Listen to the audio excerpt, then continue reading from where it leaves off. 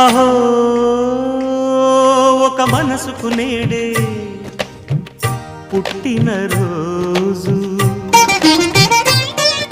అహో తన పల్లవి పాడే చల్లని రోజు, ఇదే ఇదే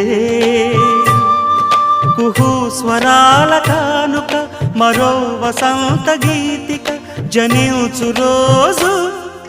అహో